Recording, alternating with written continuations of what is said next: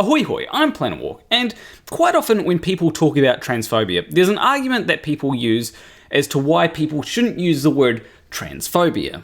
Well, you see, phobia means an irrational fear of something, and the people you're talking about, they don't have a fear of trans people, so you shouldn't use the word transphobia. Now, I have received criticisms like this before, the funniest one being this one here. I'm going to give you a few seconds to just take it in, right? You're reading it, right? And now I'm going to give you a few seconds to just laugh at it. Because this is hilarious. So the question that's being asked, not in the comment, in the actual subject of this video, is it okay to call someone who's not actually scared of trans people transphobic? Ignoring the fact that some people are definitely scared of trans people. The answer is, of course, yes. Well, that was easy. That's it for this video. Leave a like and subscribe if you enjoy. Okay, well, obviously I've got to give some kind of reasoning to support my point. So if you are someone that believes that phobia should only be used to describe irrational fears, I have some bad news for you. Scientists would disagree. Let's take the word hydrophobic, for example. What does that word actually mean? Now, some people might say, well, it clearly describes someone that has an irrational fear of water. It's in the name, hydrophobic, duh. Now, I suppose you could use that to describe someone that has an irrational fear of water, but most people use it to describe certain materials. And last I checked, materials cannot have irrational fears by virtue of them not being sentient. Now, it is at this point that people would probably point out that the sentience of flat earthers is in question, and flat earthers clearly have irrational fears of, globes, but that's completely beside the point. Generally, hydrophobic is used to describe substances or materials that either don't mix with water or repel water. I do wonder though, should we start describing non-waterproof electronics as hydrophobic? Because, have you ever dropped your phone in the toilet? Not good times. Now, some people might say, hydrophobic, well, that's just one example of phobic being used to describe something that's not an irrational. Thermophobic, acidophobic, heliophobic, photophobic. These are all real words that are not used to describe fear. Well, that's just phobic, that's not phobia. Photophobia is a medical condition which causes an adversity to light. Osmophobia is a medical condition which causes an adversity to odors. Thermophobia can be used to describe living things or non-living things, and it is an intolerance for high temperatures. So yeah, transphobia isn't the only time when people use phobia incorrectly. The scientific community does the same thing. You might want to take it up with them as well. By the way, I'm not even done yet. If I've got to give reasons why it's okay to use transphobia to describe people who... Wait, that came out wrong. If I've got to give reasons why it's okay to use the word transphobia to describe people that are anti-trans, then I'm going to make sure that my reasoning is very solid. So let's talk about the dictionary definition of phobia, because as it would turn out, the dictionary would disagree with those that think that it only means an irrational fear of something. An extreme or irrational fear of or aversion to something. Now, before I get people coming in and saying, well, they've clearly gone ahead and changed the definition to appease those SJWs, let me read to you from a dictionary from 1965. Here we go. Phobia, fear, horror, or aversion, especially morbid. And I'm just going to show you here so that you can see that I'm not making it up.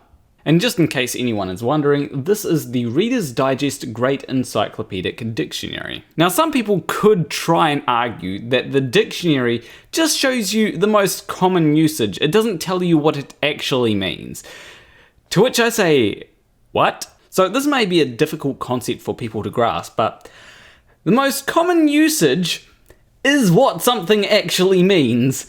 It's not like words have inherent meaning baked into them that we have to discover scientifically. No, words just mean whatever we decide them to mean. I'm just imagining right now that there's one language in the world that has everything right. It's managed to discover the actual meaning of words, and every other language just gets everything wrong. So most of the population just say everything completely incorrectly. And obviously the correct language is Esperanto, right? Anyway, this gets into the discussion of whether language is prescriptive or descriptive.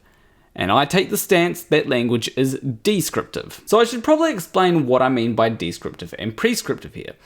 Descriptive explains how words are used.